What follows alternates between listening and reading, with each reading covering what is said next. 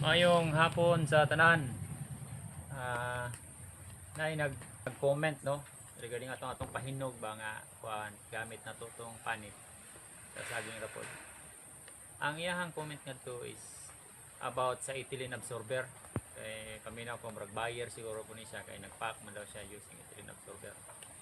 Ang iyahang comment is ang uban man god ginagamit ang ethylene absorber, ginakuha ang sulod. Ethylene absorber is sachet na siya na 2.5 grams ana o napoy 5 grams. Ang 5 grams is designed to protect the boxes nga kabindis. Kuha na siya 13.5 kilos tong dagko regular box, whereas katong 2.5 grams lang is design na siya sa 4.7 o sa katong 3 kg or even 7 kilograms na pack no for Middle East. So mo na siya ang kuan ang gamitan ng ethylene absorber. Ang iyahang pinaka-main nga kuan main nga gamit is to absorb, sa pangalan na lang niya no nga ethylene absorber, to absorb ethylene gas nga i-produce sa saging sa katong bisan og hilaw pa maguna siya, basta once nga na-cut na siya mo produce na siya og ethylene gas hinahinay. Ang ethylene gas kung dili siya ma-absorb niya, naka-vacuum siya like halos pack na to going to Middle East, China, even Korea is vacuum pack. So walay kuan siya, mabuot siya. Whereas kanang sa Japan na to is nana siya naked na ay using poly bag. Kadtong mga CP packs na to wala na ay kuan, wala na ay vacuum. Usahay mugamit sila og poly bag or even wala, kadto lang yung cellophane mismo nga gibalot sa cluster packs nga napoy buslot. So ginagamit ng ethylene absorber na to is katong naka-vacuum para ang iyahang purpose man god is mo absorb sa kadtong i-produce sa saging nga ethylene gas nga naa sa vacuum bag. Pero kung wala siya sa vacuum bag, it is useless. Gani sa packing house na siya, gina-practice yun na dito sa packer nga once nga mukuha sila, pag human nilang kuha, isirado, i-reseal nila tong kuan, katong sudlanan sa ethylene absorber. So kanang kuan sir, kanang imuhang giingon nga gibutang lang nimo siya sa crates. Duol-duol sa tinuod, pero sa tinuod lang useless gihapon na siya. Ngano man, open man tong imong kuan, imuhang crates.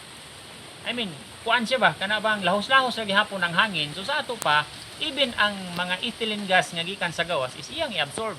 So wala siya kapuslanan nga ibutang nimo siya sa crates. Labaw na tong gibutang nila sa tubig. So wala gina siya pulos actually. Katong una namong buyer, una na ang iyahang sistema, magbutang sila og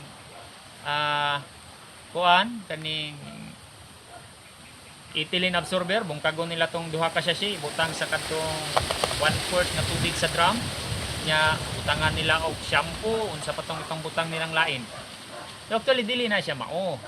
Ang kuan man gyud diha, basta mo yung kaog post harvest nga solution is fungicide yun na siya.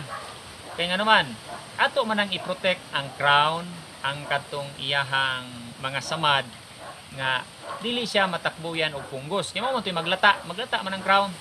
Pero katong moingon pod sila nga protection para dugay mahinog, alahi na pod to mo tong gibberellic acid.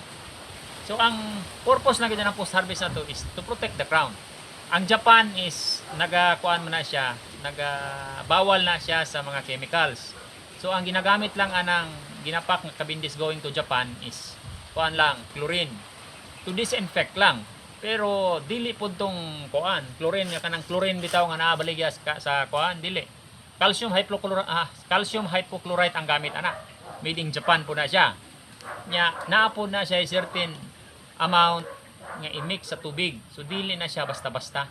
Nga kana bang magpatagalan ta og mix nga wala ta kabalo, so naa gyud negative effect. Ang sobra na is masunog ang saging. So kato mao pud to katong kuan bitaw mag yellow siya nga dull yellow ang resulta sa saging ana basta masubra ang kuan ang kaning chlorine. Kaya naa siya phytotoxicity, masunog ang panit sa saging ana. So pinakamaayo nga wala na lang na siya. Pero kung kuan is mogamit mo og kinibang pang post harvest sir kay ikaw murag buyer man jud ka sir no, sir Lucier. Sa di pa pangalan niya? Sa mga buyer, kuan gyud na ang katong crown may ato ang proteksyonan nga dili siya malata. So fungicide ang ginagamit nga post harvest sa kuan kaning dagkong kumpanya sa pagkakaroon is kadtong Omega. Omega, kuan na, synthetic na siya. So mao to siya sir, ang kuan, ang gamit ana katong imong giingon nga ibutang nimo siya sa crates. It is useless. Kaya ang iyahang purpose is to absorb ethylene. So dili na niya to ma-absorb tong kuan niya. Gamay beto nga sa no. Good for 13.5 kilos lang na siya ang katong 5 grams. Unya ang ato abayang ginapak sa kuan is 34 kilos. So layo kayo. Dapat 13, 39 o bisag tulo. Duha ka 5 grams o isa ka katong 2.5 grams kana tama-tama na siya sa 34 kilos nga saging. Kung naka-vacuum mga tuang saging, pero kay dili man naka-vacuum good, open ra man na siya, ibutang na tog bani, so maglapos-lapos ra gyapon ang hangin. So dili siya advisable. Maggamit ka to is still useless. Kay para na siya sa katong mga vacuum packs nato going to Middle East. So unta sir na kuha na ko, natubag na ko og sakto ang imuhang query with regard sa ethylene absorber. So kato lang, mayong hapon, Professor.